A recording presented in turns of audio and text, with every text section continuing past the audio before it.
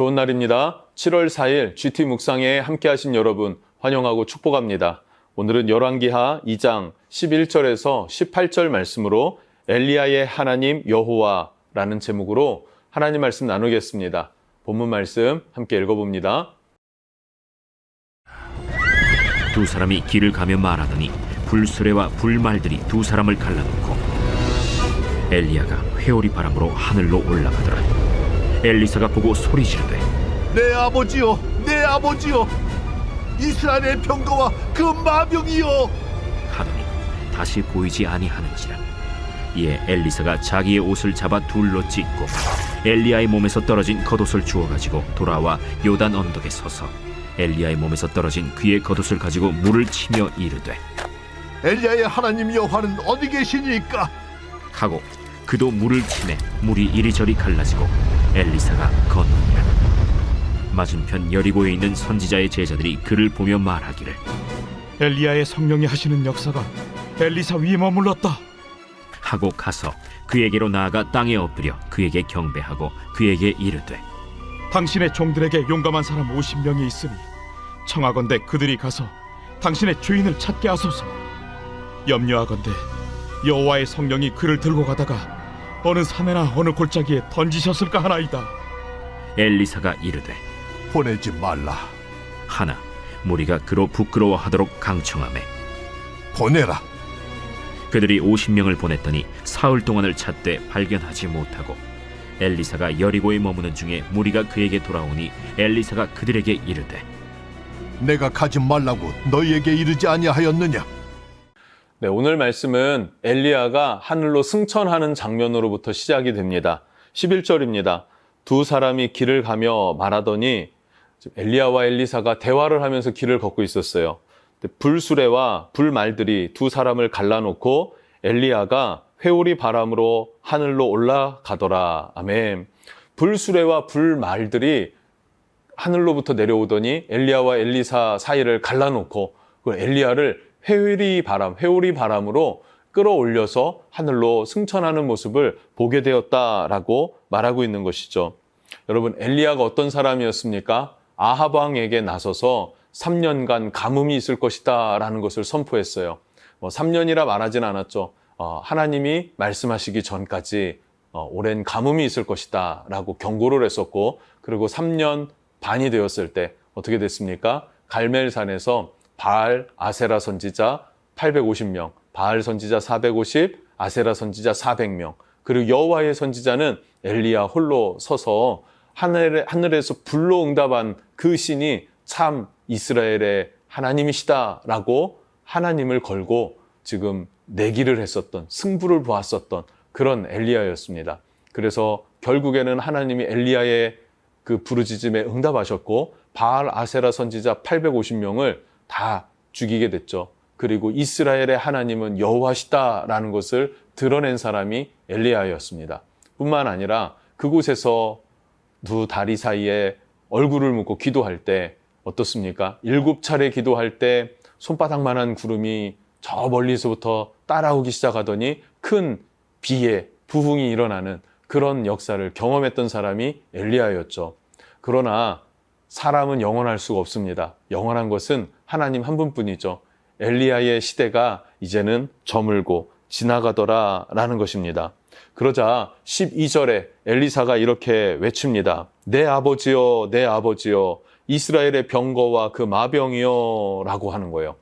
엘리사가 내 아버지여, 내 아버지여 라고 외쳤던 것을 보면 엘리야와 엘리사의 관계가 친밀한 관계였구나 라는 것을 알 수 있고요.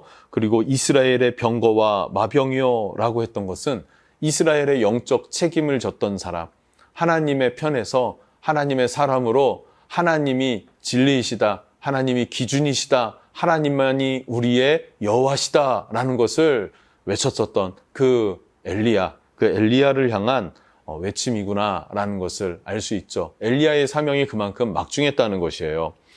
네, 이어서 13절부터 15절까지 말씀을 보면요. 먼저 12절 중반부터 더 보면요. 엘리사는 자기 옷을 찢습니다.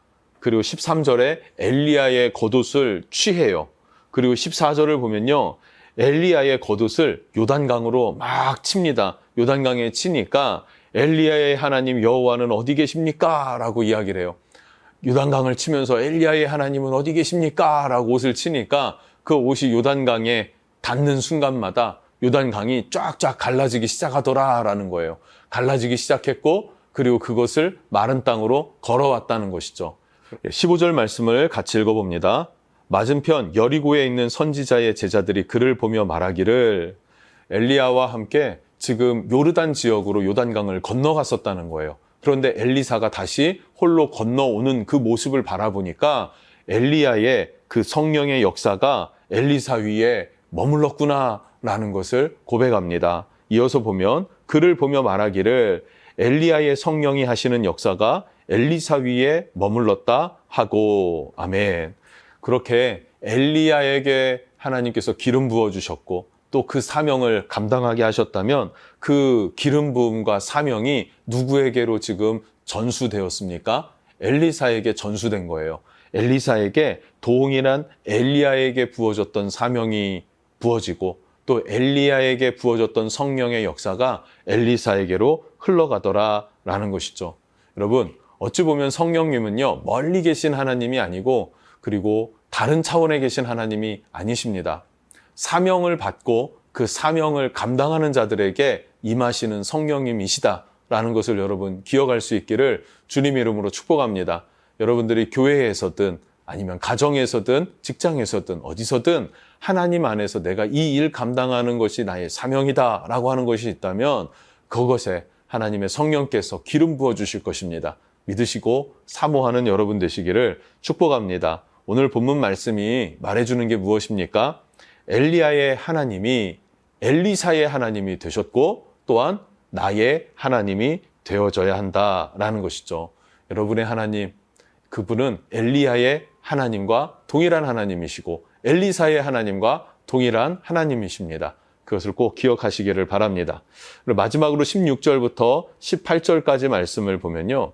50명의 선지자의 제자들이라 그래요. 이들이 와서 엘리사를 찾아옵니다. 왜냐하면 엘리사가 이제는 선지자이고 그에게 임하신 성령의 역사를 존중하고 인정했기 때문에 엘리사를 찾아옵니다. 그리고 이렇게 청하는 거죠. 엘리야의 시신을 찾게 해주십시오. 하늘로 올라가다가 어딘가에 떨어졌을 것입니다. 라는 거예요. 그러나 엘리사가 말렸음에도 불구하고 그럴 수 없다. 찾을 수 없을 것이다. 라고 했음에도 불구하고 이들이 정말 무한할 정도로 요청을 하니까 허락해 주었습니다. 네, 17절 말씀을 보면 50명의 선지자의 제자들이 엘리야의 시신을 찾았지만 찾지 못했다라고 합니다. 여기에서 우리가 알 수 있는 것은 무엇입니까? 엘리야는 승천했다.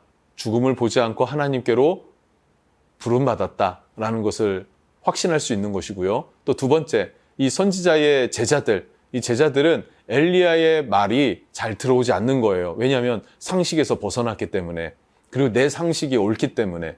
그러나 때로는 상식을 초월하시는 하나님의 역사를 우리는 인정해야 될 줄로 믿습니다. 또 그것을 배워서 아는 것도 필요하겠지만 때로는 경험해야 내가 아는구나. 그게 혹 실패일지라도 헛일같이 보일지라도 내가 경험을 통해서 배워가는 것이구나 하는 것도 여러분 한번 생각해 볼 필요는 있을 것 같습니다. 어떻습니까, 여러분? 엘리야의 시대는 지나갔고요. 엘리사의 시대가 등장했는데 그 엘리사는 어쩌면 엘리야의 시대 때부터 이어졌던 흑암이 더 깊어질 수도 있었어요. 그러나 하나님의 성령을 의지했고 하나님의 성령이 엘리사에게 갑절로 임하기 시작하자 엘리사는 다시 한번 하나님의 사명을 감당하는 선지자로 세워지게 되었다는 것입니다. 여러분, 이 시대에도 우리가 성령의 능력으로 무장된 또 성령의 기름 부음을 사모하는 그런 엘리사와 같은 성도들이 되기를 원합니다. 여러분을 축복합니다. 기도하겠습니다.